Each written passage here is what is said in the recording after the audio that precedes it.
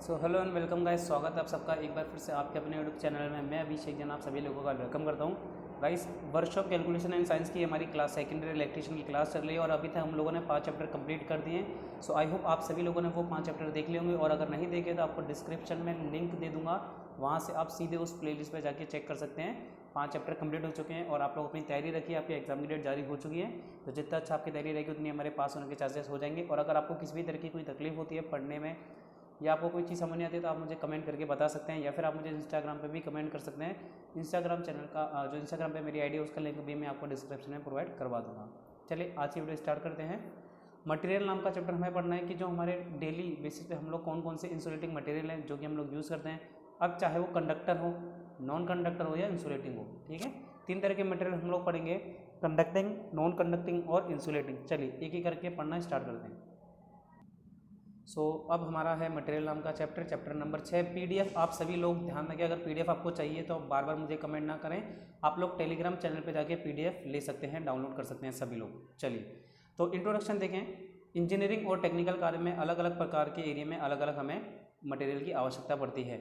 जैसे कि विद्युत अभियांत्रिकी तो copper, aluminium, plastic, rubber, ebonite, कॉन्सेंटर, नाइक्रोम आदि चाहिए। तो अलग अलग जगह के अनुसार अलग अलग चाहिए। अब कहाँ कौन सा मटेरियल हमें चाहिए वो ध्यान रखना है। तो मेनली जो विद्युत पदार्थ होते हैं, इलेक्ट्रिकल मटेरियल 3 तरह के होते हैं, कंडक्टर, सेमीकंडक्टर और इंसुलेटर। सबसे पहले हम लोग पढ़ेंगे चालक के बारे में। कंडक्टर वो पदार्थ जिसमें से, ठीक है, कोई भी मान लो एक वायर मान लेते हो, कोई भी कंडक्टर मान लो जिसमें से करंट का फ्लो हो सके वो चालक कहलाता है। यानी कि करंट क्या है, फ्री इलेक्ट्रॉन से, तो मुक्त इलेक्ट्रॉन की बहुलता वाले पदार्थ चालक कहलाते हैं। यानी कि जो फ्री इलेक्ट्रॉन हो, जिस पदार्थ में ज़्यादा से ज़्यादा इलेक्ट्रॉन हो तभी तो उसमें करंट फ्लो होगी। तो मुक्त इलेक्ट्रॉन की जहाँ बहुलता होती है वो वाले पदार्थ चालक कहलाते हैं। इनमें विद्युत धारा सुगमता से प्रवाहित होती है, यानी कि जो इलेक्ट्रिकल करंट है वो आसानी से फ्लो होती है।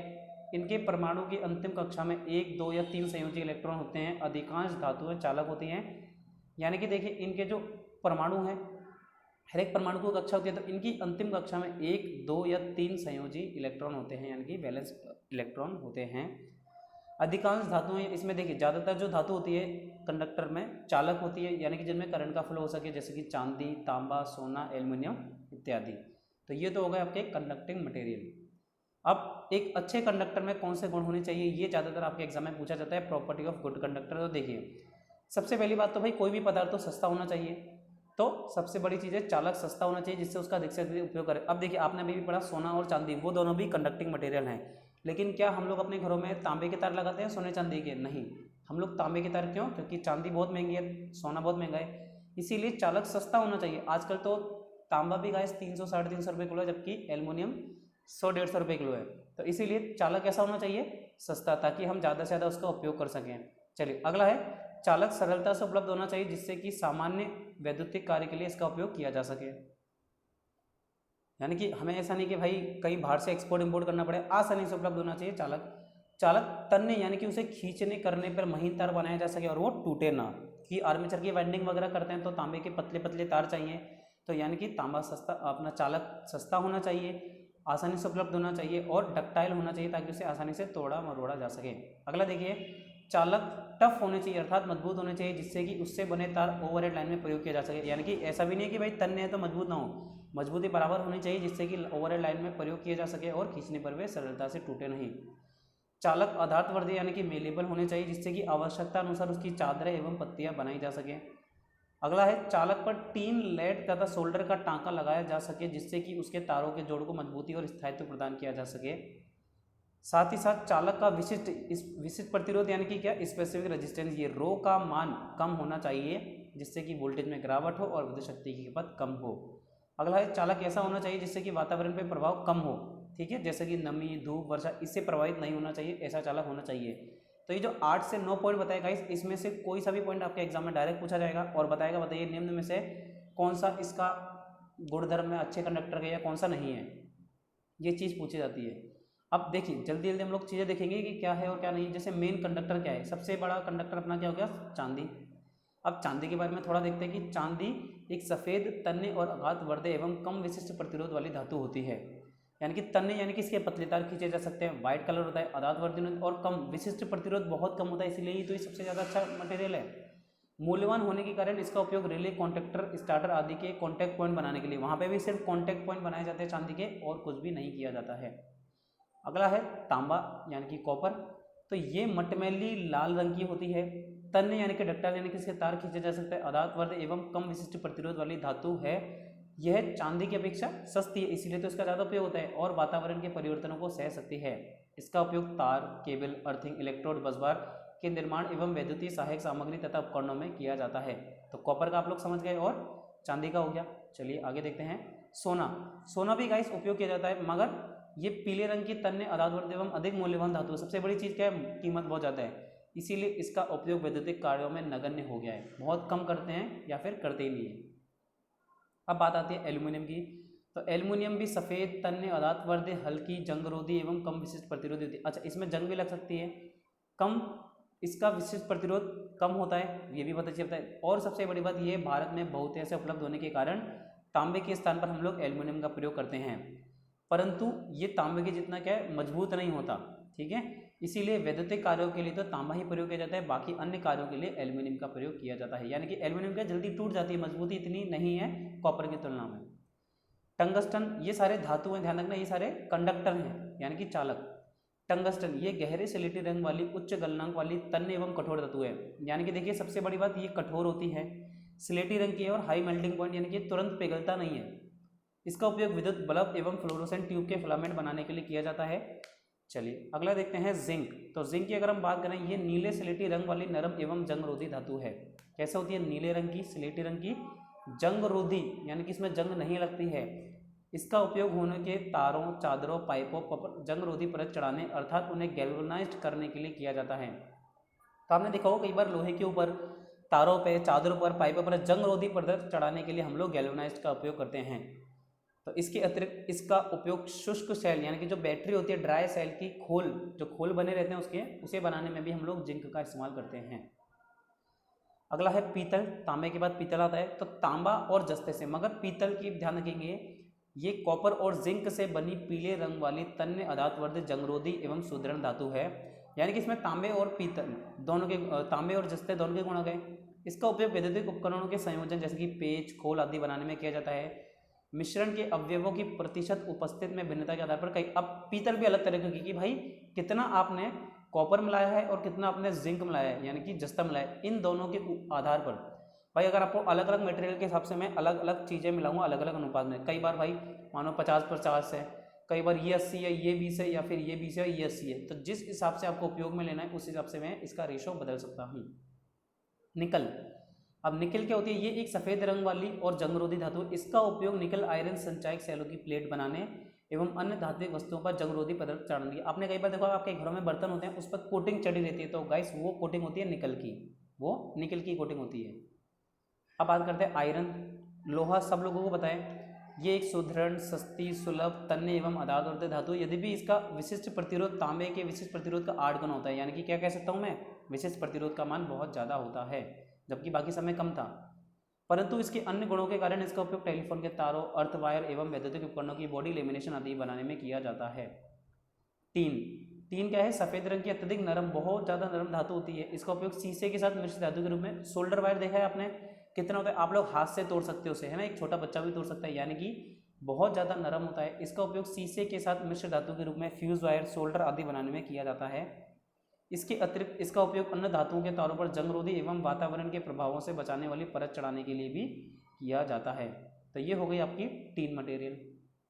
चलिए अगला देखते हैं, जर्मन सिल्वर। तो गाइस जर्मन सिल्वर आपने बर्तन देखे होंगे जर्मन सिल्वर के शायद। तो जर्मन सिल्वर क्या है, ये 60% तांबा, 15% निकल एवं 25% जस्ते से बनी मिश्र धातु है। ये पीतल की अपेक्षा अधिक सुदृढ़ एवं वातावरण परिवर्तनों से कम प्रभावित होने वाली धातु है। इसका उपयोग उच्च गुणवत्ता वाले उपकरणों में पीतल के स्थान पर, यानी कि उपकरणों में वहाँ तो करते हैं। इसके अलावा जर्मन सिल्वर के आपने बर्तन देखे होंगे जो बिल्कुल आपको चांदी जैसे लगेंगे, ठीक है, बिल्कुल चांदी जैसे दिखने वाले बर्तन होते हैं जर्मन सिल्वर के। और ये रेशो पूछा जाता है कि जर्मन सिल्वर में कितना कितना किसका रेशो होता है, तो 60% तांबा, 15% निकल व 25% जस्ते से बनी मिश्र धातु होती है। अगला है लेड। तो लेड यानी कि सीसा, यह स्लेटी रंग वाली नरम एवं भारी धातु है। इसके जंगरोधी गुण के कारण इसका उपयोग भूमिगत केबल्स एवं पर नमी रोधी, यानी कि जो अंडरग्राउंड केबल होती है वहाँ पर नमी रोधी एवं जंग रोधी सुरक्षा आवरण चढ़ाने में, यानी कि जो शील्डिंग की जाती है लेड की जाती है, ताकि जंग न लगे और नमी से उस हमारे जो भी मटेरियल वो खराब ना हो। इसके अतिरिक्त टीन के साथ मिश्र धातु के रूप में फ्यूज वायर तथा सोल्डर बनाने में, तो कई बार अभी हमने पढ़ा भाई टीन के साथ लेड भी मिलाया जाता है, तब जाके हमारा अच्छा सोल्डर वायर बनता है। अब बात करते हैं मैंगनीन की। तो गाइस रजिस्टर बनाने के लिए मैंगनीन का उपयोग किया जाता है, तो इसका उपयोग रजिस्टर बनाने में किया जाता है। यह 84% तांबा, 12% मैंगनीज और 4% निकल से बनी रहती है। तो मैंगनीन कई बार पूछा गया है कि रेजिस्टेंस बनाने के लिए कौन से धातु का उपयोग किया जाता है, तो मैंगनीन का उपयोग रेजिस्टेंस धातु बनाने के लिए किया जाता है, जिसके अंदर 84% तांबा, 12% मैंगनीज और 4% निकल होता है। अगला है यूरेका। यूरेका धातु क्या है गाइस, ये 40% निकल और 60% तांबे से बनी मिश्र धातु है। ये तन्य एवं उच्च विशिष्ट प्रतिरोध वाली धातु है। इसका उपयोग अधिक ऊष्मा न पैदा करने वाले प्रतिरोधक, रेगुलेटर आदि बनाने में किया जाता है। तो यूरेका वायर 40% निकल, 60% तांबा से बनी मिश्र धातु है। ये तन्य एवं उच्च विशिष्ट प्रतिरोध वाली धातु है। इसका उपयोग अधिक ऊष्मा न पैदा करने वाले रेजिस्टेंस, रेगुलेटर आदि बनाने में किया जाता है। तो ये हो गया आपका यूरेका वायर। तो ये भी रेजिस्टेंस बनाने में किया जाता है, लेकिन अधिक ऊष्मा पैदा ना करने वाले रेजिस्टेंस रेगुलेटर में बनाया जाता है। आपने स्टार्टर पढ़े होंगे 3.4, तो वहाँ पे हम लोग यूरेका वायर जो रेजिस्टेंस होता है वहाँ पे वो यूरेका वायर का होता है। अब बात करते हैं प्लेटिनम। तो ये कठोर एवं चांदी के तुल्य मूल्यवान धातु होती है। इसका उपयोग संयोजन पॉइंट यानी कि कॉन्टैक्ट पॉइंट बनाने के लिए हम लोग प्लेटिनम का इस्तेमाल करते हैं। अब है मर्क्यूरी यानी कि पारा। ये सामान्य टेम्परेचर पर कम अवस्था में रहने वाली धातु है। इसका उपयोग थर्मामीटर में तथा पारे की वाष्प के रूप में मरकरी वेपर लैंप में। तो मरकरी का उपयोग देखिए, ये एक जहरीली धातु है, ठीक है, ये एक अपवाद है वैसे तो धातु है, यानी कि अगर आपने पारे का सेवन कर लिया तो आपकी मृत्यु होने के चांसेस बढ़ जाते हैं, ठीक है। अगर किसी को मरने की इच्छा हो तो मरकरी ले सकता है वो। और मरकरी वेपर लैंप में भी मरकरी डाली जाती है, तो ध्यान रखेंगे मरकरी वेपर लैंप में मरकरी का उपयोग किया जाता है। अगला है नाइक्रोम। नाइक्रोम क्या है, 80% तो निकल तथा 20% क्रोमियम से बनी उच्च विशिष्ट प्रतिरोध वाली मिश्र धातु है। ये तन्य, सुदृढ़ एवं उच्च गलनांक वाली धातु है। इसका उपयोग विद्युत प्रेस, केटली, टोस्टर आदि के हीटिंग एलिमेंट बनाने में किया जाता है। तो नाइक्रोम वायर जो चीज़ें देखिए, नाइक्रोम वायर वो है जिसका रेजिस्टेंस बहुत ज़्यादा होता है, तो यानी कि करंट जो होती है वो बहुत ज़्यादा क्या करती है, इसके अंदर करंट पैदा करेगी, करंट की वजह से हीट पैदा होती है और वो हीट चीज़ों को गर्म करने का काम करती है, इसीलिए इसका उपयोग हीटिंग एलिमेंट के रूप में किया जाता है। तो ध्यान रखेंगे, आपसे पूछेगा हीटिंग एलिमेंट के रूप में किस धातु का उपयोग किया जाता है, नाइक्रोम। नाइक्रोम कैसे बना होता है, 80% निकल और 20% क्रोमियम। चलिए कार्बन। कार्बन भी एक अधातुक पदार्थ है। इसका विशिष्ट प्रतिरोध का मान बहुत ज़्यादा होता है, इसीलिए इसका प्रयोग रेजिस्टेंस तथा डीसी मशीन के ब्रश बनाने में किया जाता है। तो ये हो गए आपके कार्बन। चलिए अब किसकी कंडक्टिविटी सबसे ज़्यादा है, किसकी कम है, इसका एक टेबल दे रखा है, देखिए चांदी, तांबा, सोना, एल्युमिनियम, टंगस्टन, जस्ता, निकल, लोहा।